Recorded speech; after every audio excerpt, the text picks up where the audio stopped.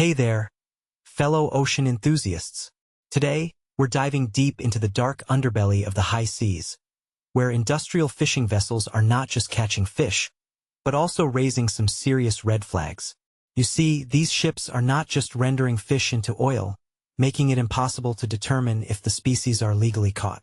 Nope, they're also harpooning dolphins to use as shark bait, and it's all happening right under our noses. But here's the real kicker. Canada is stepping up to the plate, flexing its enforcement muscle, and catching these bad actors red-handed. So, let's take a closer look at this complex issue and see what it all means for our oceans and our future. First things first, let's talk about the issue at hand. We're talking about industrial fishing vessels in the North Pacific, rendering fish into oil and harpooning dolphins for shark bait.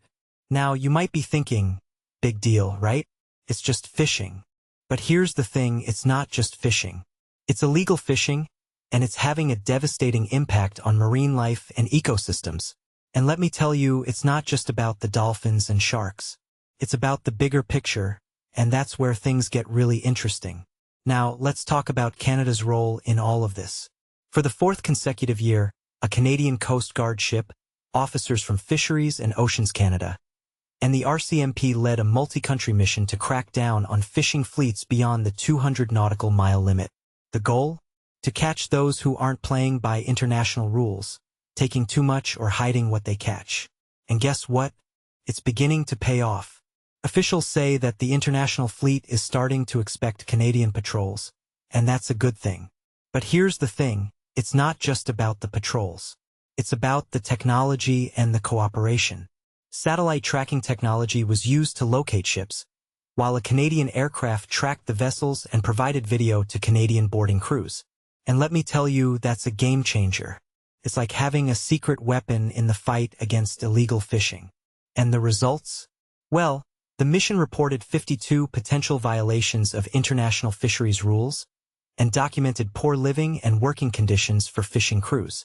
Now, that's a lot of fishy business, if you ask me. Now, let's talk about the bigger picture.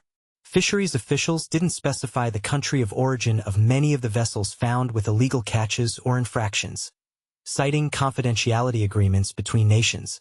But most were part of Asian distant water fleets, flagged in countries like China, Taiwan, Japan, Korea, and Russia. And let me tell you, that's a big deal. It's like a global game of hide and seek, with some very powerful players in the mix. And the stakes?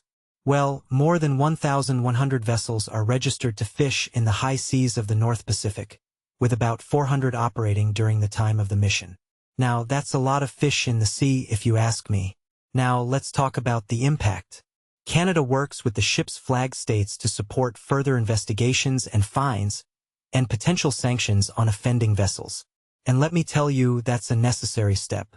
It's like putting a stop to a global crime ring, one ship at a time.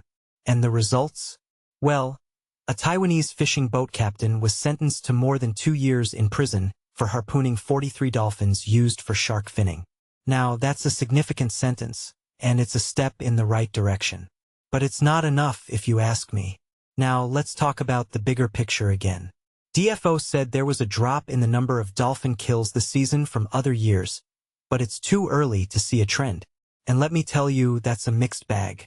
On the one hand, it's a good sign that things might be getting better. But on the other hand, it's a reminder that we can't let up.